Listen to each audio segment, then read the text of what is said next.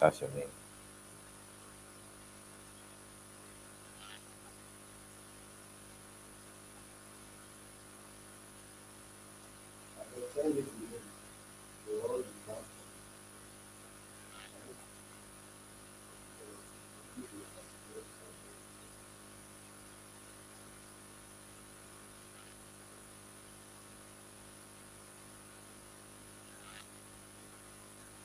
You have this camera framed on two of us. Okay.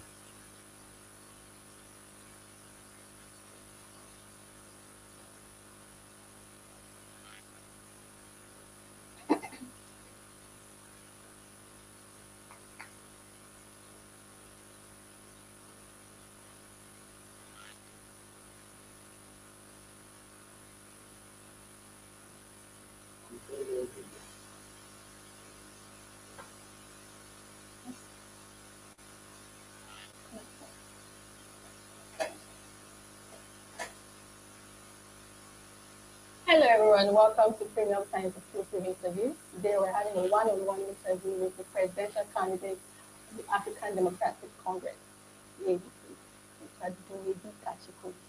He is a philanthropist, a media entrepreneur, and of course, the presidential candidate of the ADC. Good to have you today, sir. Welcome. Thanks Thanks. for joining us. Thanks for having me. So, I want to start with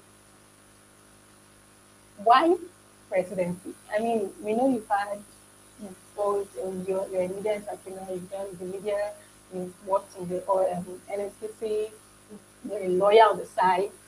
So now that you're coming into politics, why presidency should? Many will feel like, okay, maybe you want to start from state house assembly, federal house assembly, governorship. Why so straight? Yeah, I think it's a wrong notion most Nigerians have about offices, and they feel that when you're running for office, that if you want to be president, you need to be a councillor first of all, or a local government chairman. That's absolutely untrue. You should run for the office that you feel best suited for. There are some people who will always be career politicians who want to have a progressive rise through political ranks. So also that's their part.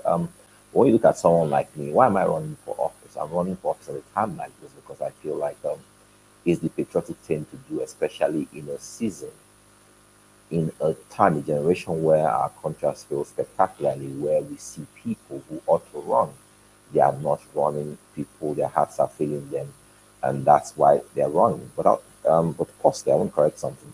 I never worked in an NPC, so yeah, my brother worked in an NPC. I'm not a lawyer. My brother is the one who's a lawyer. So back to your question, I'm running primarily because Nigeria has failed spectacularly, and people, all men and women of goodwill, should see what they can do about salvaging Nigeria.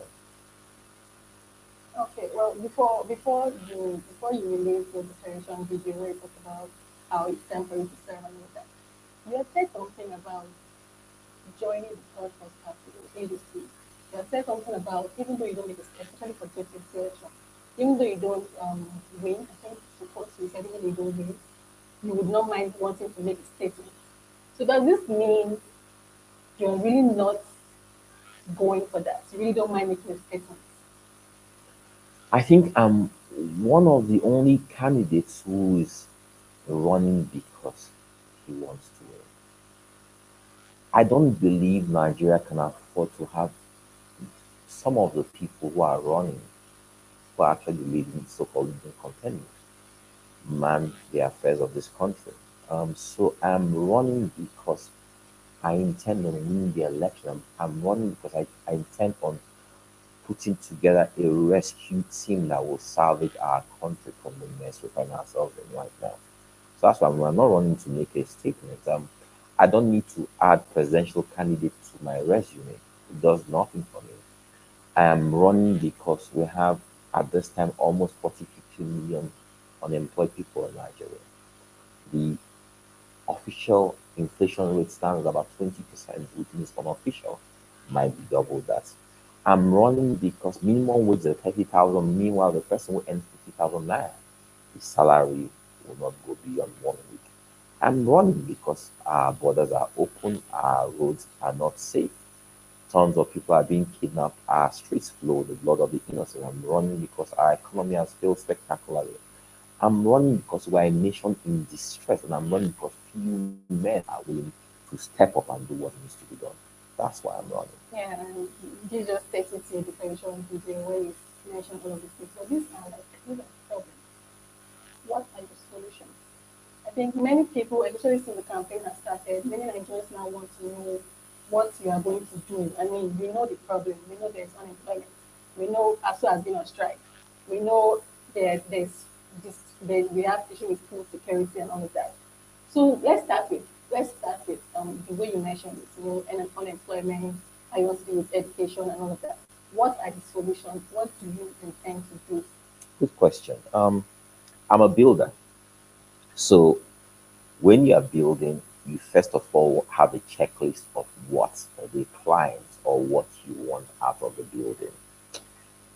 When you get that, so in this case, my checklist is the problems of Nigeria, where we need to go to as a nation in Nigeria. That's what I'm looking at, and that's what I'm then going to use to design or the architecture of this building we need to do. Now, our problems are foundational, right? And also solutions are also foundational. So when you are building, you start from the foundation of the building. Where did our problem start? From the creation of our country. We are peoples of Nigeria, a geographical expression. We are not the people of Nigeria. We are not one. So we're divided. In this room now, we have people from different ethnic groups, and our loyalty, our fidelity is to our ethnic groups or tribe or religion, not to the nation Nigeria. That's why you find every weekend people have town meetings, but there's no Nigerian meeting. You understand? That is our biggest problem, and therein lies our biases as people. Okay, so we need to start from there. Who are we as a people? One of the first things I will do as Nigerian president is to bring the Nigerian people together. Thank God we have a lot of youths who are now interested in a new Nigeria, in making sure that Nigeria works. We need to change the narrative and come and have a new architecture, a new charter, who we are, what's the common dream, vision we want for Nigeria. Once we have that and say this is our dreams, our vision for Nigeria, we then have to take it to the next step where we now frame a constitution that binds that vision. Then we now have a people called Nigeria.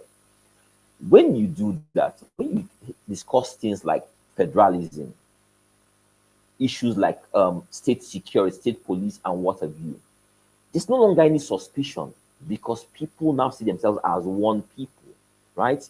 So the first challenge we have in Nigeria is that we are not one people. This is how we solve the problem of being one people.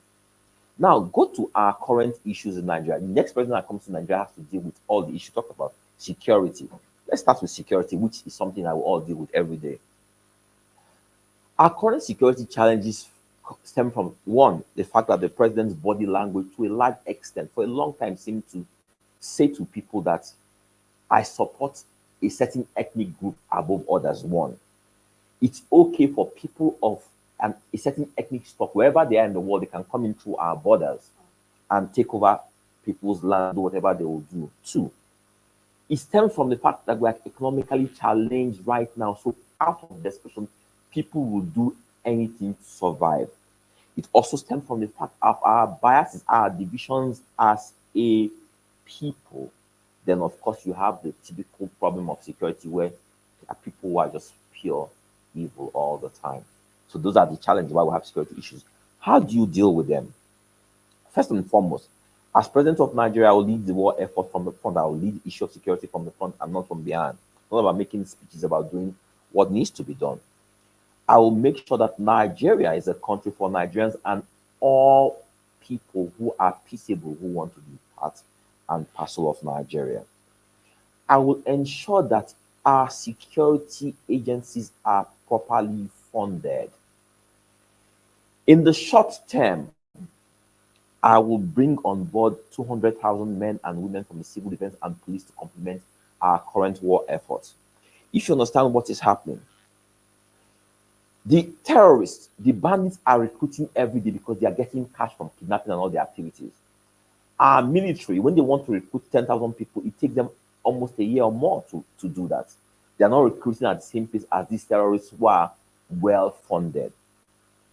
Our current structure is that President Buhari is operating 100 billion naira internal security budget.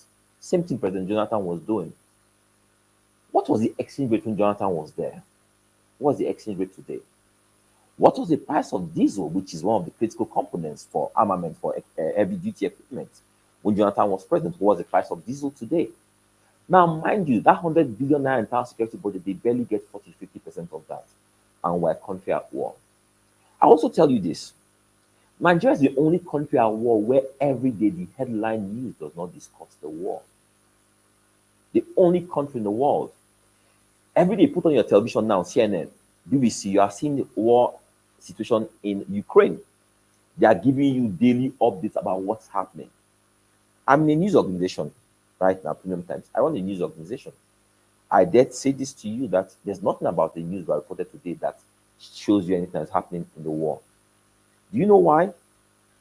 Our security agencies seem to feel that it's not good, doesn't help the war by reporting, by giving us facts and figures, telling what's happening. But if you don't let the Nigerian people know the accurate situation of what's happening in the world, we cannot be patriotic. Someone can, like you can say, oh, you know what? I want to volunteer. I want to join the army. I want to fight for my country. Or you won't stay here and say, you know what?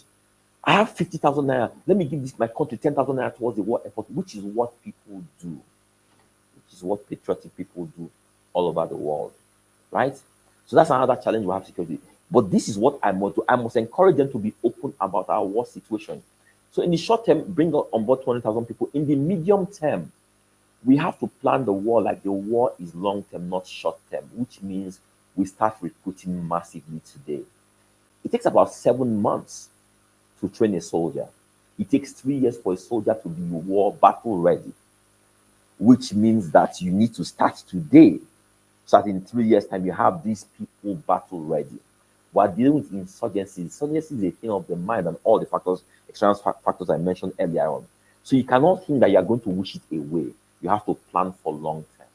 So medium to long term, we need to recruit massively to get more people on board in the military. Then we think of technology. When you hear about how the ISIS leaders were killed and what have you, what was the role of intelligence and technology there? We see drones, targeted drones, killing some of these people. I wonder what happened in Nigeria. Is that we can't afford drones, we can't access drones, we can't build drones. What happens to radar? How do we have a situation between Abuja and Kaduna? We are not, this is seat of government. We are not able to see what happens all the way to Kaduna. The radar. I tell you what, there's technology that actually allows our military to be able to see. People should not cross our border. Even in movies, you see that. People cannot cross your border and you don't see people crossing your border. How do people kidnap 100 people and they are moving within Nigeria? Nobody sees them. Technology plays a key role. But we have an issue where we have people who are not cosmopolitan in nature, who don't have a world view that's technology based, who are still running the affairs of government and they don't know what needs to be done about all these things. But I know what needs to be done. I've operated in that sector. Finally, on security, the Nigerian people have got to know that war, security, is not an effort for just the security agencies. It's something that every citizen of Nigeria needs to understand that they have a role to play in security. In doing that, the government leads by way of policies. So let me give you an example when I say by way of policies. In developed countries, when something happens on the streets of, say, Oxford Street in London, for example, immediately police get there, they have cameras, public safety cameras. But those are never enough because no government has actual resources, right? But there's already policy in place which says that shops should have cameras, inward facing and outward facing. So what happens when they get there now, they can go into your shop and say, can I see your camera? Because it's put in place. So they can see they saw anything. Here in Nigeria, no such thing. It's a contract bazaar. We say, want to put camera, want to do this, all the contract bazaar. But because there's no thinking behind, they don't really know what they need to do about those things. Let's go to banks. You guys report so many times about bank robberies and policemen killed, innocent civilians being killed. Have you ever wondered why you can't see and say, oh, identify who the bank robbers are immediately it happens? What happens to the cameras in the banks? Okay, why are the police not immediately alerted? Ordinarily, what should happen is that Nigeria has a public safety network. I used to manage that public safety network. What they ought to do is that the banks, their inward cameras, which are the ones inside the banking hall, and you have outward cameras, which are the cameras facing the perimeters of the bank, right? Immediately someone pulls out a gun within the vicinity of a bank, a camera can alert the nearest police car, police station. It triggers all the way to even Abuja. That's a simple architecture that should be in place. There should be a policy that from CBN that tells all banks, mandates all banks to have this category of cameras looking at these places, and that ties into a public safety network. This is never done. It's not about money, it's about having the right idea of what to do. So enough about security. Let's talk about the economy now. Our greatest challenge in the economy is how we perceive or view the economy in Nigeria. We have governments, successive governments, that believe that our economy should be based on oil and gas. That's our mainstay. I dare say that they are wrong. The greatest asset we have in Nigeria is the Nigerian people, the brightest, the most ingenious people in the world. I don't know why God created us this way. I tell you this, I've been all over the world. I've been to about 132 countries. I've operated probably about 6 something of those countries. And I'll tell you this, Nigerians are some of the smartest people in the world. We design power systems all over the world, manpower systems, forward, future-looking power systems. In any sector, you have a Nigerian person, a top-tier person, managing that sector in different countries in the world. But in Nigeria, we are challenged because our government does not see these people as being beneficial to our nation or to the economy. Every smart nation understands that if the 50 million people who are unemployed in Nigeria, imagine if half of those people, 5 million people, were working today and they were just paying 10,000 naira as taxes. 25 million people paying 10,000 naira as taxes every month. Let's say they were paying 50,000 naira annually, 25 million people. You know what that does to our economy, to our coffers as a nation? Do you know the multiplier effect of the aggregation of the effort of 25 million people into our economy? But you have a government that doesn't care that you have this number of people unemployed. So we have to go back to the basics and understand that our people are the major assets. So if our people are the major assets, instead of looking so much at deepening our oil and gas reserves, which are ancillary to the people, you start investing in the people. What will I do as president of Nigeria? I have to look at the subset of our economy and say, okay, you know what?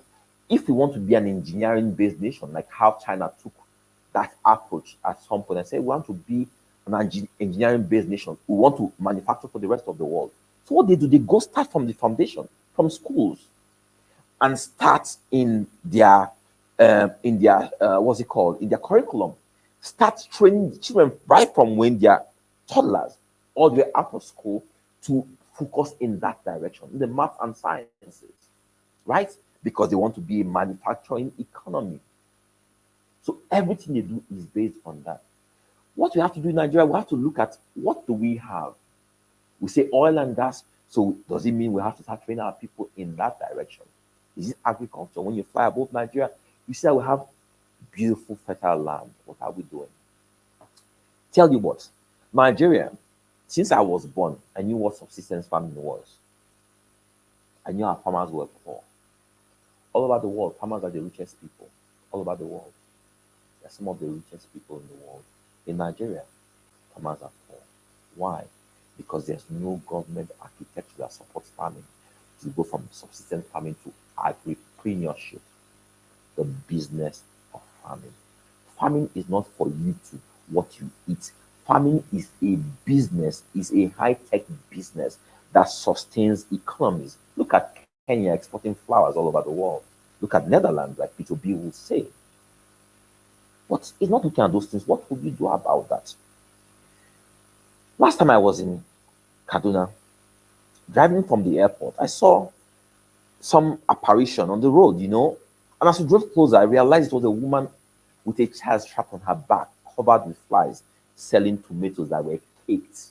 I was already caked by the sun with flies all over the tomatoes. No energy to swat away the flies. What's happened here?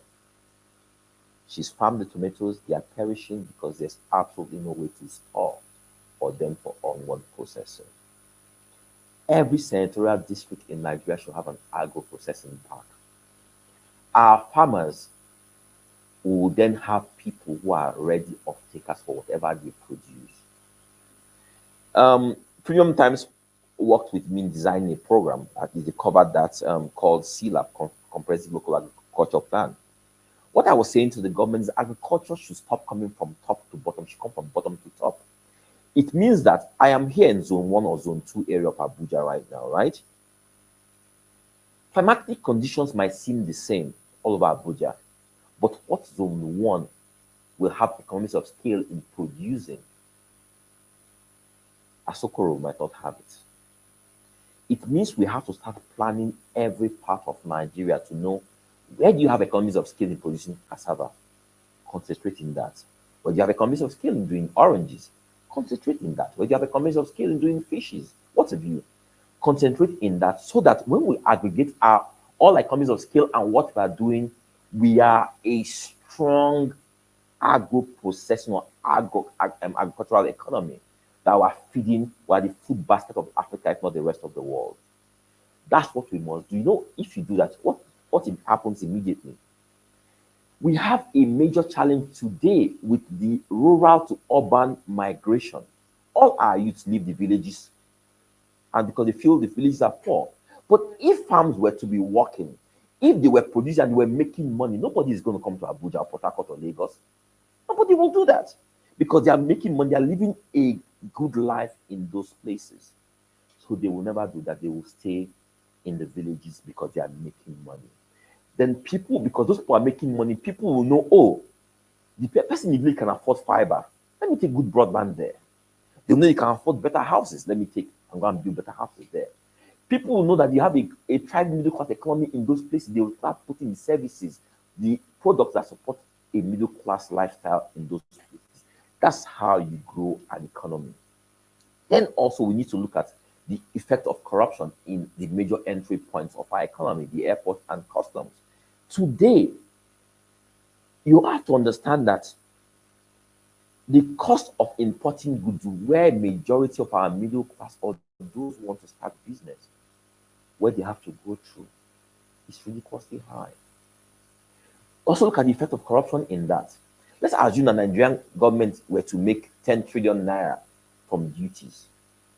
I tell you this, 20-30% of that goes into private pockets.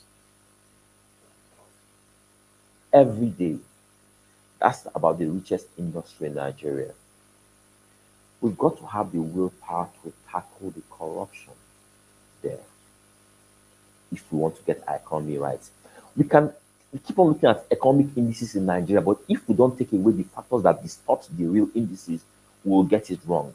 Corruption is a major factor that distorts the indices. So today, when we look at fiscal policy or monetary policy, and you don't look at the factor that distort that, you are planning wrong. Someone said to me yesterday, oh, how can government increase interest rates? I said, yeah, it's wrong. I said, no, they're increasing interest rates because they have to deal with inflation, right? This is why they are doing that. But again, when theoretically it should work, practically it might not work because we have the effects of corruption in our system, which is extremely high. So whatever you are doing might not really work until you tackle corruption. How do you then deal with corruption? Again, from the foundation. As long as the foundation of our society is built is faulty, there's always going to be corruption. So we're here right now. If you look at the average salary of the people in this room or in any office today, your salary is a pittance compared to what you are worth. That is the beginning of corruption. You look at the police who will call brutes, you call them tout, to say this about them and all that stuff. But as long as you keep on paying them what you are paying them, you keep on getting what you're getting from them, they will be corrupt. In Nigeria, the minimum wage should be nothing less than 180,000 naira. Minimum wage should be the starting salary. That's actually very small, but it should be starting salary. If we understand that our people deserve a fair wage for a fair job or effort. If we understand that Nigerians, this is standard of living Nigerians should have, we then start planning everything from answer to question. How do you then support an economy that pays the average Nigerian 180,000 naira as a starting salary? But if your mindset says to you that a Nigerian is okay for somebody to take 30,000 naira home as a minimum wage, you will never make any plan or plans that support people above to go out of poverty.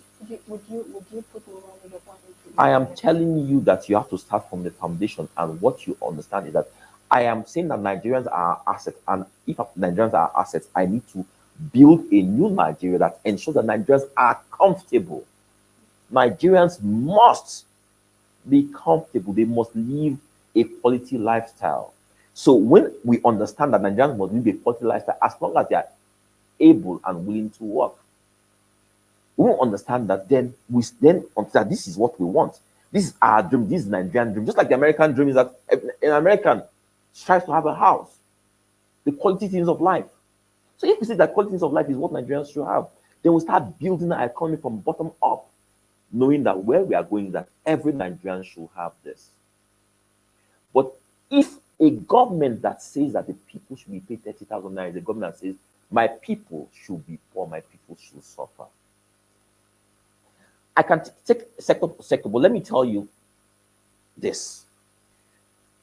What I'm about to tell you, if you look at our challenges in education, in healthcare, in infrastructure, in a lot of areas, I'll tell you what I propose to do.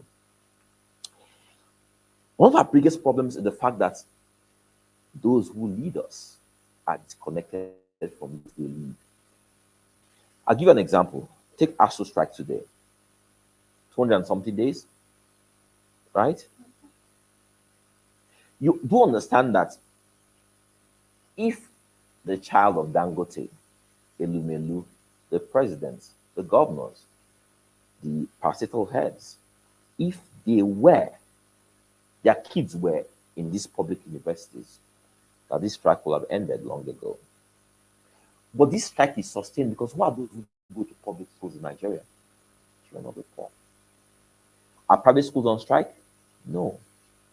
We have more private universities than public universities. Who are those who have all the private universities? The kids of the elites, or they are above middle class. They can afford it. So the same lecturers who teach in public schools have second jobs in the private universities. So right now, they are not at home. They are teaching in the private schools. That's why this strike can be sustained for the next 2 years, because they are getting a salary from their other sources of income. How do you deal with this? If I'm Nigerian president, the first thing I will do when the National Assembly is sworn in is send them a bill I call the Nigerian Patriot Act. It's a bill of equality. It's a bill that says we, the Nigerian people, are in this together. If we suffer together. If we succeed together. So it simply states that every public servant, civil servant, every director of a company whose operating license derived from government, such as my company, banking, telecoms, the mining, what have you, it says that you, your family, you must use public hospitals only.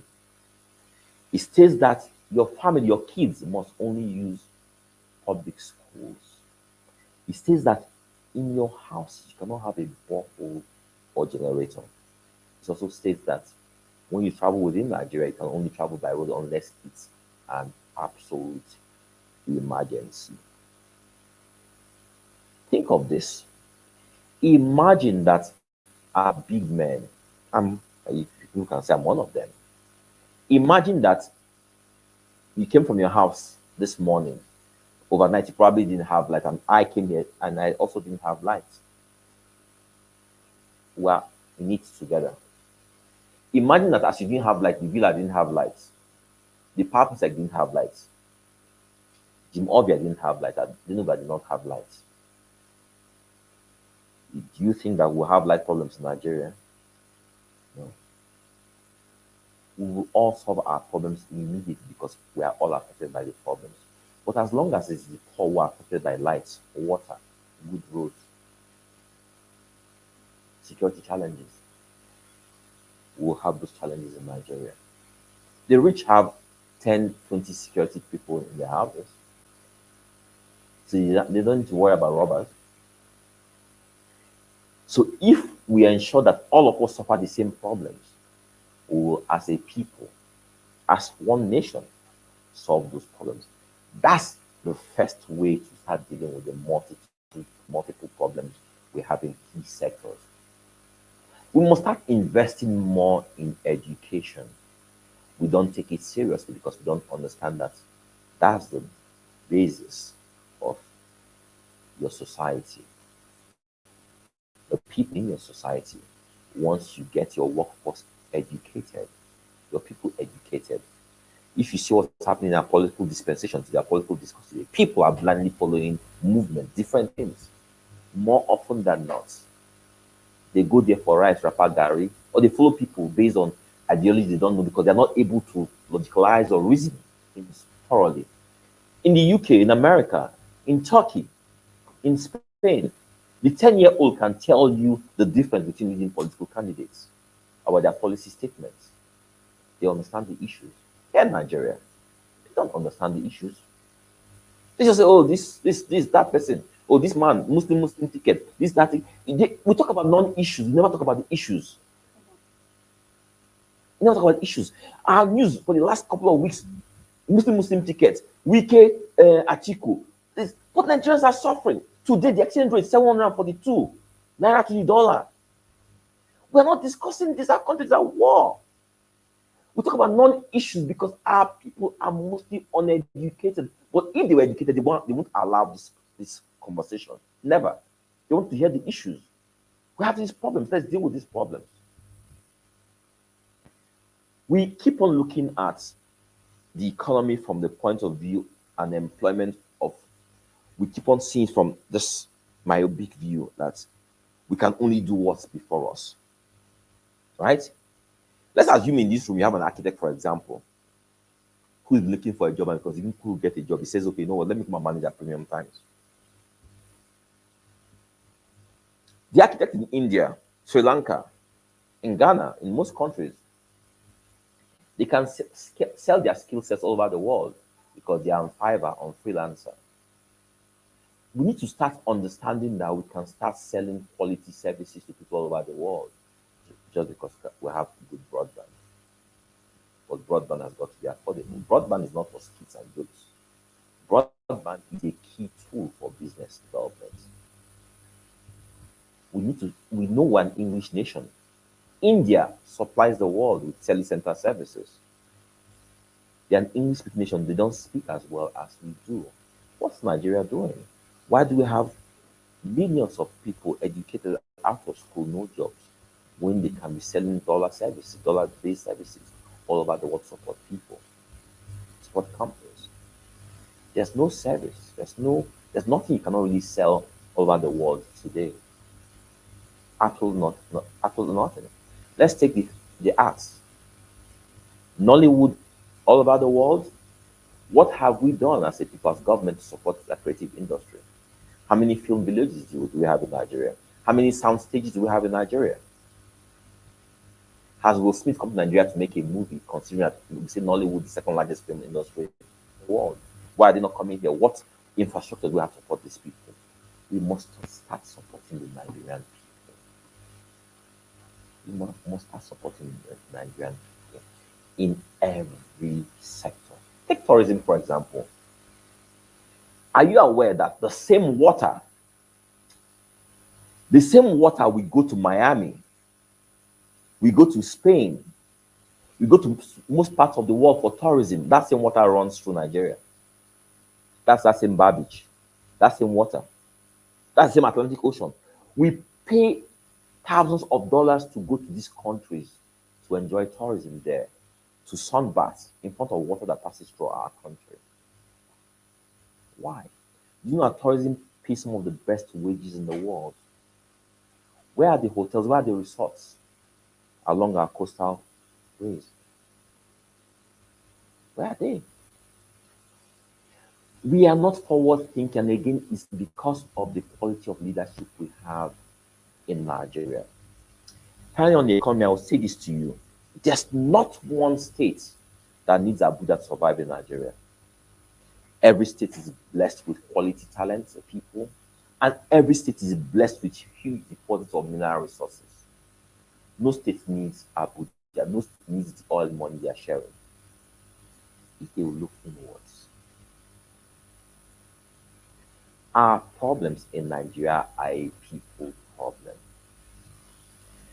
A hero will not save Nigeria. Heroes made up of all Nigerians is what will save Nigeria. I don't come here telling anybody outside of maybe Kachikwu, nobody can save Nigeria. What I come here telling Nigerians is this: every single Nigerian is important. Every single Nigerian needs to join the rescue mission to salvage our country. If we all start doing what we need to do in our personal spaces, if you do what you need to do in your personal space positively, I do mine, they do theirs, we all do what we need to do.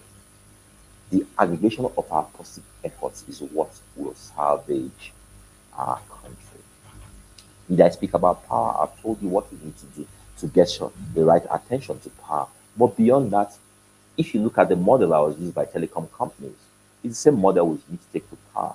We need to start having more gencos in all the states, start generating power in the states, start distributing power in the states, more people getting involved in that sector. The approach we have where we think it's just a few people that will do this, it's not going to help Nigeria. We're a big country. People have this greedy approach to everything where they want to control everything. No, we're a big nation. There's enough for many, many people. It's the greed quotient that is undermining most of our critical sectors. In healthcare, I've told you what we must do to ensure that we pay the right attention to healthcare. But imagine if we had a proper hospital city, medical village in every geopolitical zone in Nigeria. You know how much medical tourism is every year? And they travel to those places. Would you see Nigerian doctors? This government watch how in the last 1, 2, 3 years our medical professionals are leaving Nigeria in droves every blessed day. Because why stay in a place that cannot afford, does not appreciate my talents? Why? It's our challenge as a nation. Nigeria is a blessed country, a talented country. It's a country that has potential to rule the world. If only Nigerians would let Nigeria be. If only Nigerians will let Nigeria be. So before we leave your manifesto, I'm going to bring you back to insecurity because you talked about how you're going to open in your strategy. But one major excuse, so to say, we've gotten from especially this administration is that security is supposed to be confidential. You cannot tell everything they were doing, you cannot tell everything that's going on. We have this, we have that. So don't you think releasing absolutely incorrect. What I said government must do is let Nigerians know the truth about the war, the situation of the war. We see what's happening in Ukraine. I'm using that as an example because it's happening on right now in front of us. Every day you hear the Ukrainian president telling you, giving you updates about the war. Not so. How is he undermining security strategy by giving you updates, telling you what he's doing? Security is also propaganda. Don't let the bandits or the terrorists be the ones doing propaganda, telling you how they are killing your military. You must also do your own propaganda. You must let the people know we are winning this war.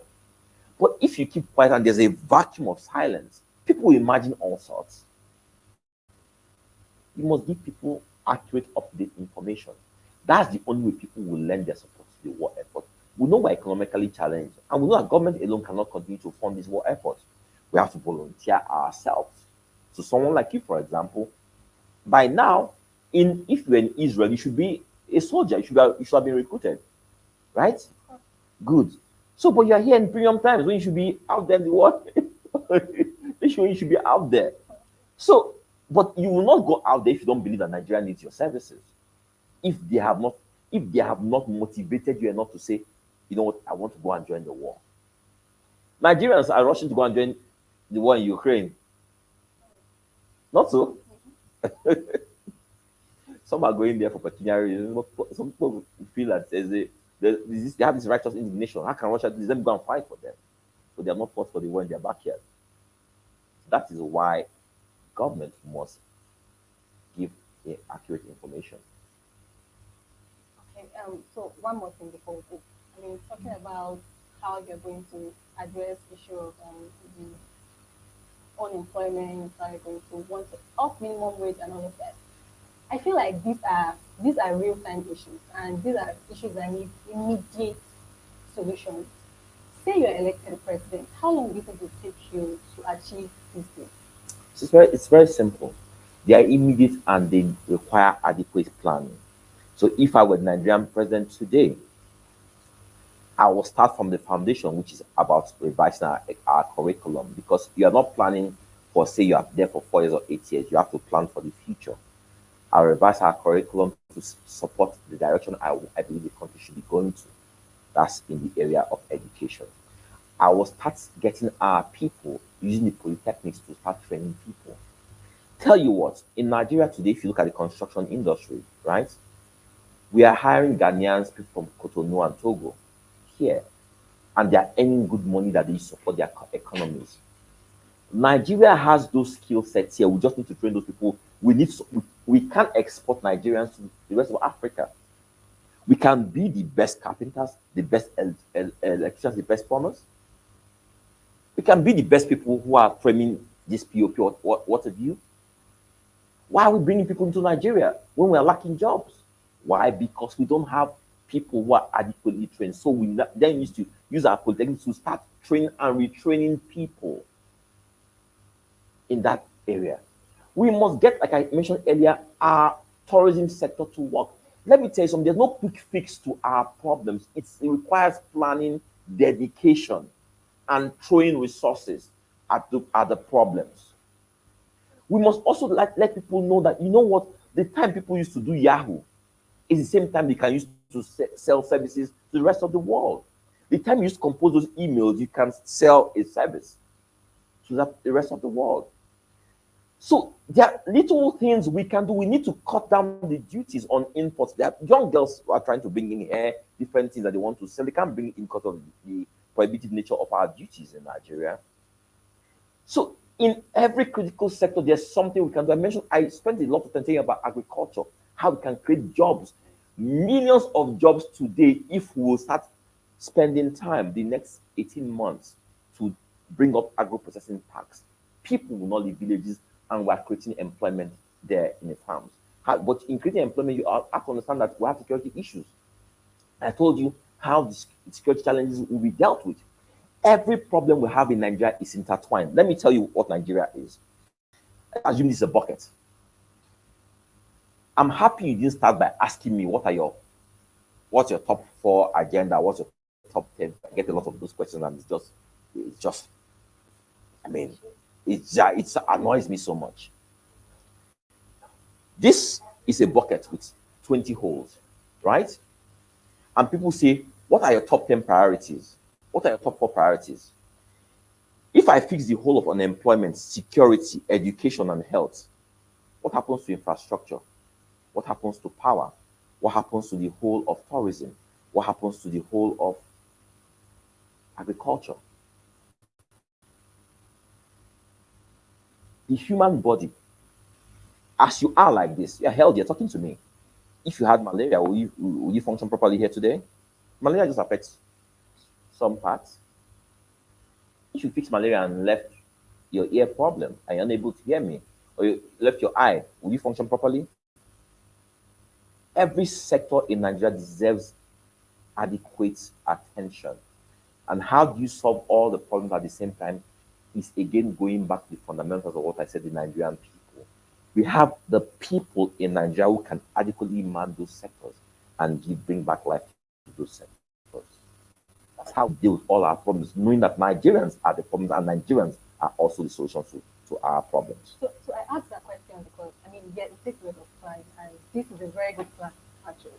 And you see that most times it doesn't just happen immediately, and then before you know, it's 4 years, and one excuse we've gotten, especially for people who want to seek re-election, is the fact that okay, I started something, I have to continue. That was why I asked, like, how long do you think? So let me tell you the difference between impractical and practical approach to stuff. I'm a businessman, so I want to do this.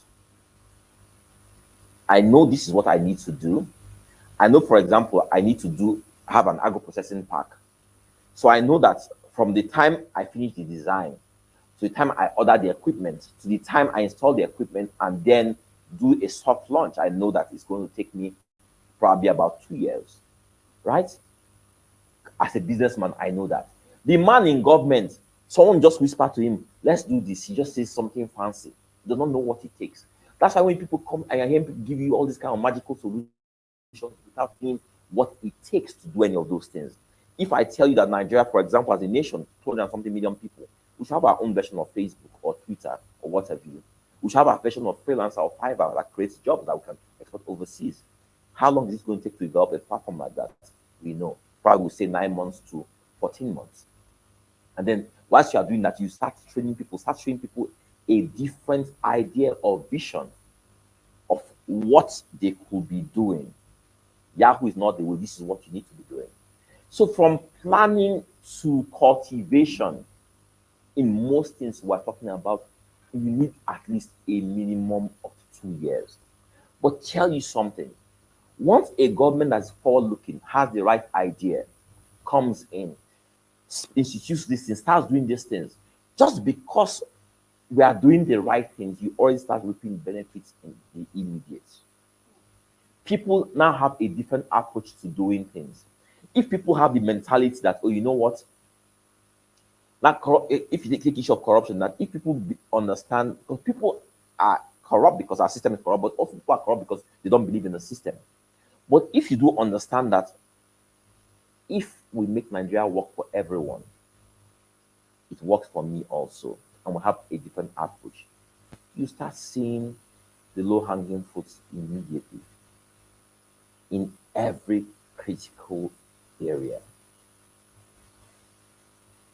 Okay. So I mean, to achieve all of this, you need as much support as you can get. The one major support you need is that of the party. And right now, I mean, it's no news that there's crisis in almost all parties, including the ADC. Up until yesterday, they are still insisting that you are expelled from the party. And they're still insisting that you don't want peace talks. And I mean, a lot of talk like that. Do you think these issues in the party would affect your ambition or affect your plans for the election? Absolutely not. So I'll tell you what, I want to understand the issues in my party. Like in most smaller or lesser known parties, why they have never made a dent in the political space is because most of the people who run these parties are there as like chairmen. Every election season, they self take money from unsuspecting members of the public, and then they don't support them in their ambitions.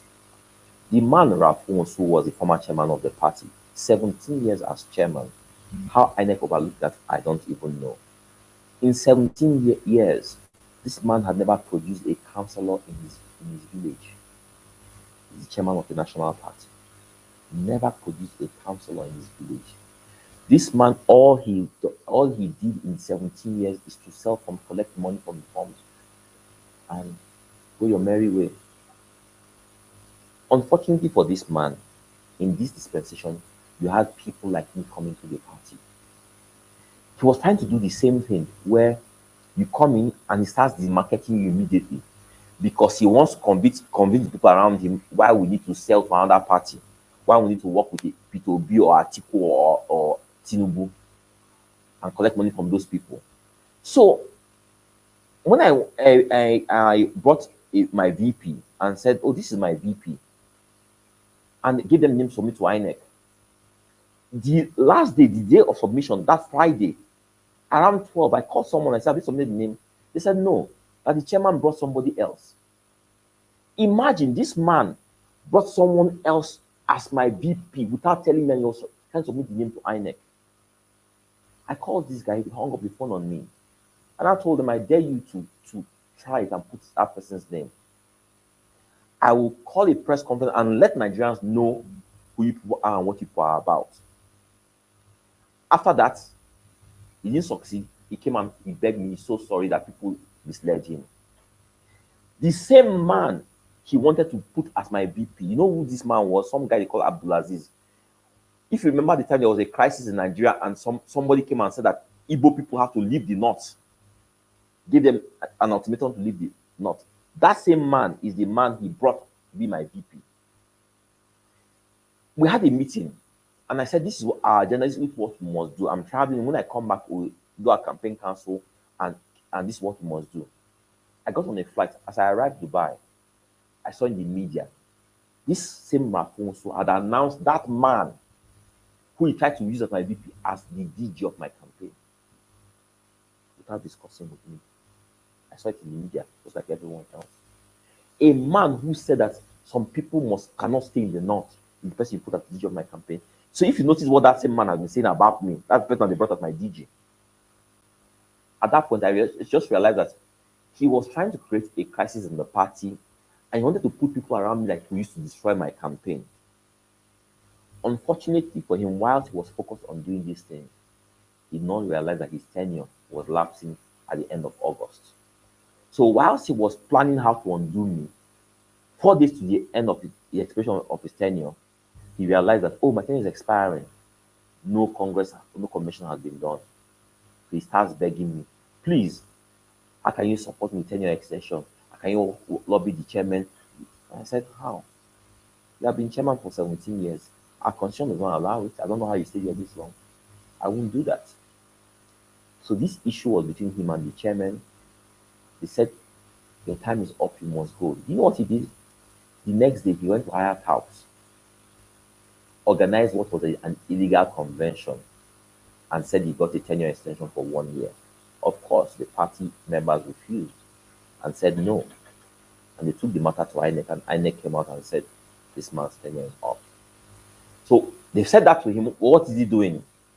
He's telling a lot of people, "I am still the chairman. I've suspended the presidential candidate. I've expelled him." So I pay no heed to him like this. I just realized that he's doing that because maybe there are some unsuspecting people who we can go and negotiate with to say that I can deliver ADC to you. That's why he's doing that. But any opportunity I get of letting people know that this man is no longer there, let people know. Yesterday we were at the International Conference Center for the peace signing, and I realized that the people did not know, or he had engineered himself to be called as chairman of the party to sign. And you saw the same man who said I had been expelled coming to try and stand next to me. And I said, "No, you can't do that. You're no longer the chairman of this party. Even though your name is there, but you can't sign here." And I was trying to hurriedly sign, and I called the attention of the people. I said, "This man is not the chairman of the party. This woman here is the BOT chairman and the interim committee chairman. She should sign." So even after he had signed, the people, they crossed his name and had the woman sign. The issues on our party, the party membership, they are clear on what happened. We have moved on. If Rafonsu believes that he wants to overnight get democratic credentials, support our campaign, that's his business.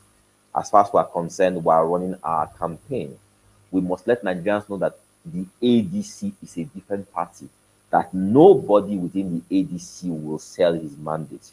If you see what's happening, we have about 1,500 candidates or down ballot and everything within the party, you see what they started doing. Most of them, some of them, they are doing posters with ADC and the people they negotiated with because they were not running elections. They put them there to negotiate with people, and then when they enter, they start doing all that.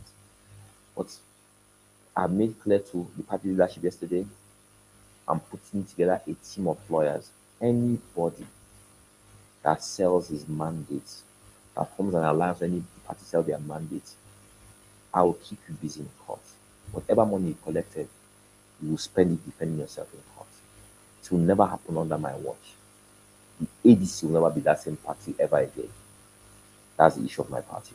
So, you're ignoring all what I'm saying? Are you also ignoring the fact that you're claiming that you have ties to the PDP and you have support, so to say? Absolutely. If you followed my campaign, you will tell or you can tell that PDP, APC, Labour, that I am the candidate that they see as a thorn in their flesh. I am not a candidate who emerged a candidate that I've been talking. If you follow me and I have been speaking till I emerged, not today. I have been in the union, in the student union movement from as a secondary school student. And I've been speaking against leadership.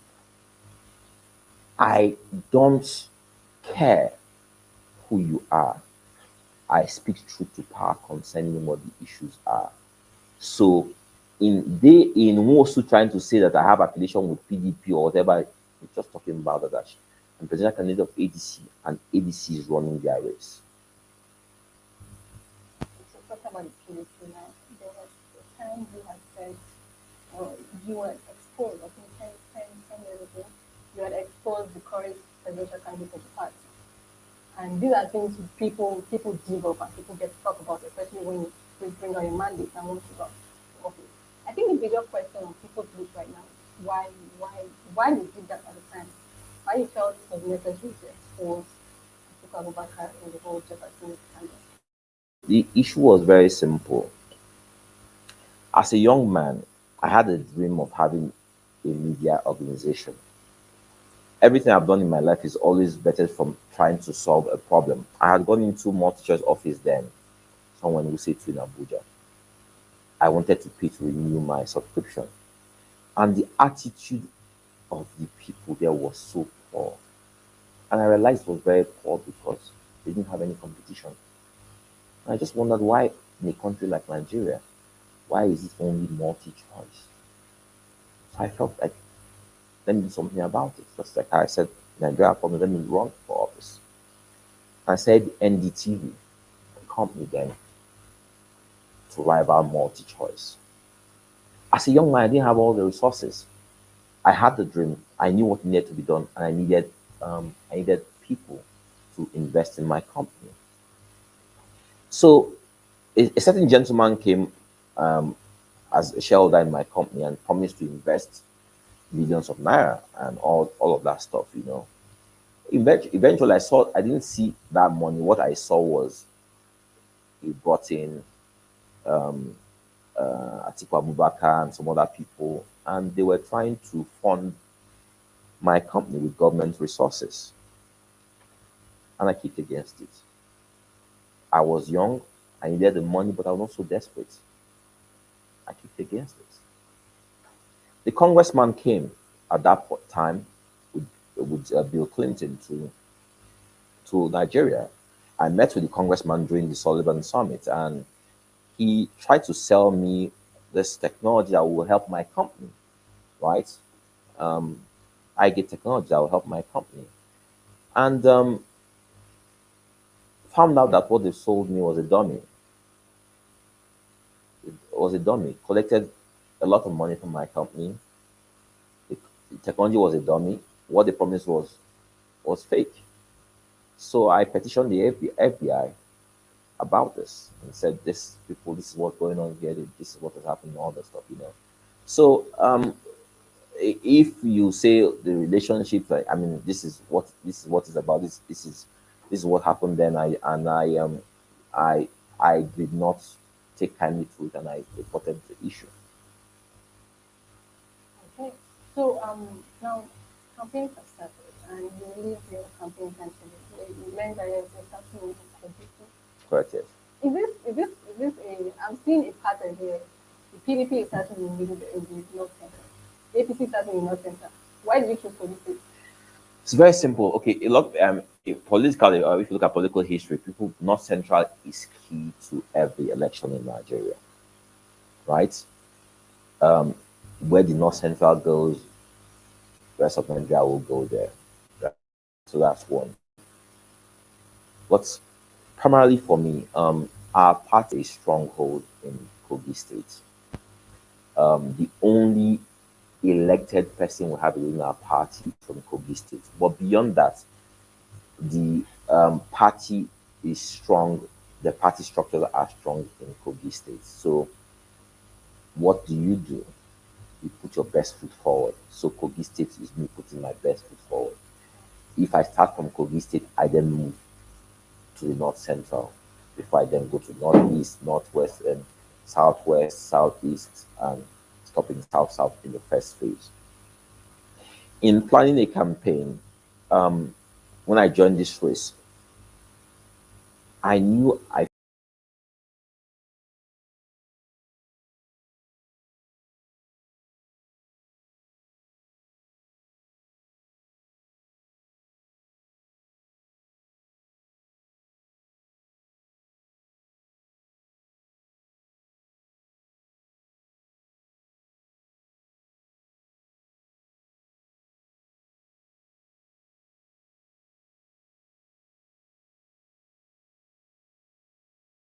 substance of our problems is strength, followership, the masses who have been mobilized. So they will typically go and mobilize people, give people money, send buses and go and bring people to those places. That has been the corrupt political system we have been running for so long. That is why the child of the poor man will find it very, very difficult to ever run for office in Nigeria because he can't afford to do that unless we get to a point where some godfather now says you should go and release the resources to support you. I don't have what they have. I don't have the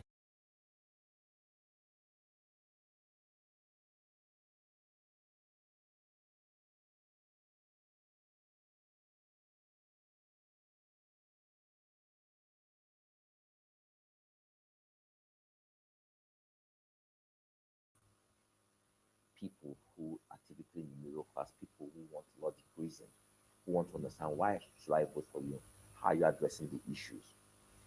The greatest challenge in Nigeria is that those people have an apathy towards politics and elections. They are suspicious. They don't believe that these people don't believe that politicians are honest. They don't see why they should be part of this process at all. So in the last 2 decades of politics in Nigeria, we typically have between 8.5 and 10, 11 million people who every election cycle determine who is president of Nigeria. In a country of 200 million people, these people give us a president. These people are, most of them are in the villages. They are the ones who vote. They are the people who need rice, dairy, beans, wrappers, all this money to vote. So people like you will typically not vote. I'm not saying you don't vote. I'm saying people like you will typically not vote. So election day, they have a picnic or they wash their clothes or just stay at home. These people are who we call the silent majority. Till today, these people are still at home in their offices. They don't speak. They don't voice an opinion, or they speak in just the confines of their safe spaces. They don't want to be part of the political process. Don't mistake these people for who we call the obedience. I'm saying these people don't speak. They are not part of any process at all. They are the silent majority that can determine or alter the course of Nigerians' destiny if they were to show up. They don't.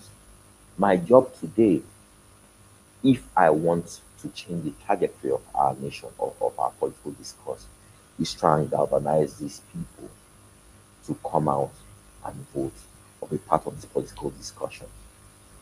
That's my job. In order to do that, I have to have a series of town hall meetings where I need to convince them to come up and have an interactive conversation, like the conversation I'm having with you today. No holds barred, no advanced questions, nothing. Just come, let's discuss. Because I come to you not saying I have all the answers, but saying to you that together we have the answers to Nigeria. But I need to convince people to show up. That's my strategy towards winning. It's only if these people, the silent majority in Nigeria, they will show up. It's the biggest problem we have because these people don't want to show up. But if they were to show up, we can fix Nigeria. Okay. Well, it's still one-on-one interview with the ADC candidates. We're going to talk campaign and the plans we have for Nigerians ahead of the 2023 general election. Please stay with us.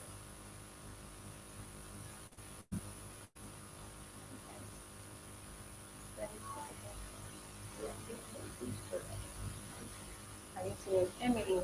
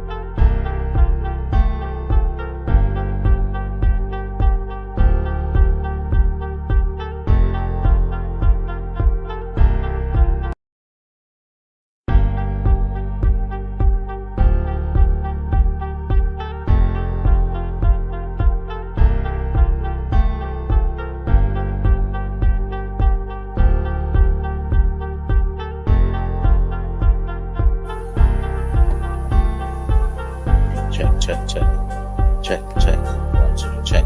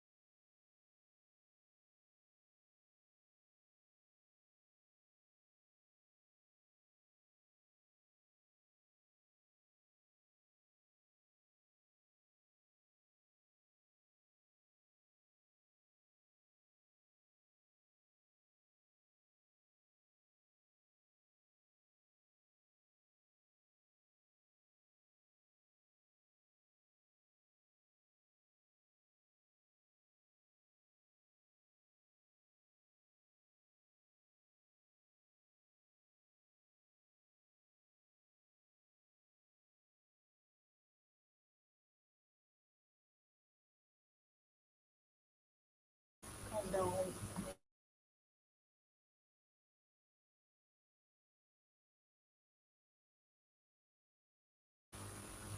Welcome back. It's still one on one with the ADC candidate, Mr. Dumebi Kachikwu. And we're talking about the campaigns and his plans for Nigeria and Nigerians as to prepare for the general election. So we were talking about how you're going to have town hall meetings and how you're targeting the middle class, and how you take the message down to the grassroots to people who actually vote.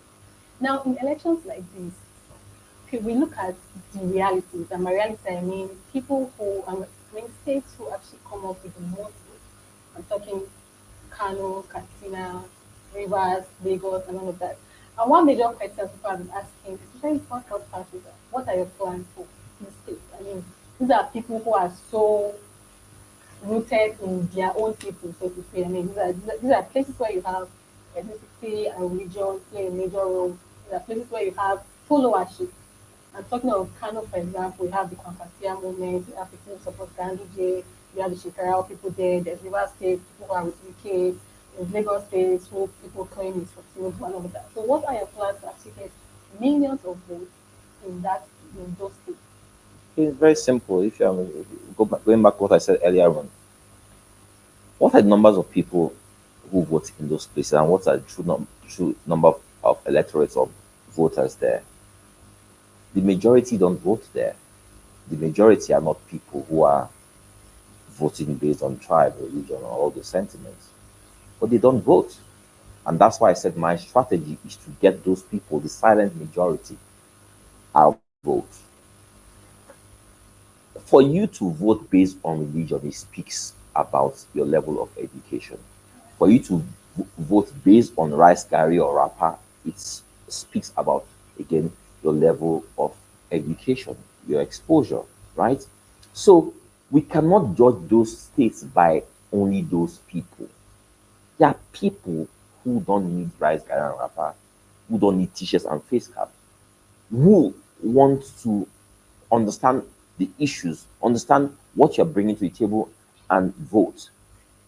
My task, my strategy is to convince those people on the need for us to rescue Nigeria from destruction so they can go out and vote. Okay, so let's be practical here. Especially with the new electoral I don't act. like that word practical because practical suggests a certain mindset. You understand? It suggests that this is what you think, this is what you believe. No, there's something I want you to do. I'm getting somewhere. Okay. With the new electoral act, people are happy that there will be less electoral violence and thuggery and snatching and all of that. There will be less manipulation of results because it's going to be transmitted and all that. But many, especially international observers, are scared that one major ill that will Vote dominate the buying. party is vote buying. Now, you want to go to the grassroots, to the people who would lock their shop up because they would not want to get maybe their 1,000 naira or 10,000 naira for that day. Talk to me like Mama Ikechi who sells something and tell me why I need to vote for you and not the person who is giving me 10,000 naira or 5,000 naira It, to go and paste my name on there. it's very simple. Mama Nkechi, I'm talking to you. Mama Nkechi, let me talk to you. For over 20 years, Mama Nkechi, you voted for Umbrella. In the last 8 years, you started voting for Broom. Your lot has not changed. Lights you never get, water you never get, road you never get. Your children and they kidnap them. Nigeria never change, but still you dey carry umbrella or broom. Which way, Mama Nkechi? E never reach where you go say you don tire for 10,000 naira abi garri abi rice. Garri wey dem give you, how many days e go last you? Rice wey dem go give you, how many days the rice go last you? Wrapper, how many times you go wear the wrapper before the wrapper color start to dey change? Mama Nkechi, na your pikin dem we talk about here today. Na una future we talk about here today. Leave the rice, leave garri, leave wrapper, leave 10,000 naira. Think about the person wey go come with solution, wey go address we problem for Nigeria. That solution start with you. It starts with how you won votes. If you collect the rice today, your problem still continue. You collect 10,000, your problem still continue. You need to vote in the right direction. Vote for people when they know they think when they know they think about rice gari. Anybody when come near you bring rice gari, you know it's not the wrong person. Because any rice gari when he give you, he must collect his money back when he enter office. Any rapai when he give you, he must collect his money back. Any 10,000 when he give you, he must collect the money back times 1 million. Think about that before you vote. Okay, I hope my mind is complete. So that means with everything you said now, I don't need to ask you if you're threatened by the major parties and all that. Absolute, absolute. I'm one candidate. I'm one candidate who believes so much in the efficacy of discussing the issues. I'm one candidate who's convinced about how solid my argument is, who is convinced about what I've got on my inside. I'm convinced about that. I'm not a fluke, I'm not a flake. I know what I've got. I know that if we were to have an issues based conversation or election, that the dynamics will change. I know that these people will never want that because they don't want to start talking about solid arguments about issues and what have you. But I'm not worried. Like I say to people a lot of times, right? I am not desperate to be president of Nigeria. I am desperate to change Nigeria. Change begins from within me. Change begins from my party. Change begins from my home, my personal space. Change starts from your personal space. Change is about self acknowledgement of knowing that you have a role to play. If that's the only thing I achieve in having advanced that argument, I'll have done a whole lot to move Nigeria forward. Maybe Kachikwu, the ADC, is going to shake this table in this election. Okay, but so there's been a movement lately. There's no buts. There's a There's no buts. No, I'm This coming is to all there is to it. There's no but. I'm Understand arriving at something. that. So besides the main opposition party, that's the PDP and the ruling party, lately, especially on social media, we've seen this whole movement, and many are saying that perhaps if there could be something like what happened in 2015, where you had the formation of the APC and all of that, like a merger, we could perhaps maybe see a change and something and overthrow the ruling party. Would you in any time, maybe not now, do you think a merger is something you would consider? This guy, why did you decide that when you want to ask about obedience, that's when you want to bring about this? Bring your camera. You expect anything momentous to happen? It's very simple. Let me tell you this. Let me speak to Nigeria so you can hear me loud and clear. I decided to run for office because I believe that Nigeria at this time needs a fresh narrative, needs a different set of people in our political conversation, in our political space. For 2 decades, we've had a certain category of people who have ruled us. They were governors, and there was no change. They made no difference. They have been vice president. Our nation is still where it was. These guys have made no difference to our nation's space. They've not really understood what the issues were. They come in and use the same formula to lead us. These people are no different. They are part of this boys' club, this group. Now, no matter how you call these movements, during Abacha, we had the 5 million man march. There was a movement for Abacha to succeed in government. It was led by Nigerian youth. We had Nigerian youth lead a movement to remove Jonathan in power. They didn't succeed at Abacha. They succeeded in removing Jonathan. They gave us Buhari. This movement, 7 years of our lives. 7 years of our lives. A movement, a people who didn't think things through. They were sold a lemon. They sold a dummy. They believed that Buhari was the best thing after Sunday chicken. They believed that Buhari would perform magic. They failed to look at his democratic credentials. They said they whitewashed him. They wore Buhari tuxedo. They gave him Igbo cap, and that's this thing to carry. They made us believe that Buhari was a man, a Nigerian, a true Democrat. He didn't stay in office 1 month before he made clear, I am still the same person. The rest is history. Our nation is almost destroyed. Today again, we have a movement. Now, you refer to the obedient movement, and I'll speak to that. Understand this. If we look at P2B and Atiku, what will you say is the difference? What will you say is different between P2B and Atiku? If there was any difference, P2B would never have been Atiku's running mate in the last election, right? So what's the difference? I think they said the ideologies are different. No, if the ideologies are different, P2B would never have been Atiku's running mate. P2B, after all, was running the PDP before he pulled out. His ideology changed at the time he pulled out of the PDP. What is the difference? If you then consider P2B, you must then consider Atiku. Let's get this right. Obi, Atiku, Tinubu, all the same. Old guard, old brigade. I feel sorry for Nigerians that we get caught up in this mass hysteria, this mass movement, that sometimes we refuse to think. We go with it. More often than if you ask people why. Why Tinubu? Why Atiku? Why Obi? It's what the media has projected. The media projects this. It becomes subliminal persuasion. Before people know, something sinks inside you. It's what you know, it's what you can relate with. It's all you hear, it's all you see. And we go with these things.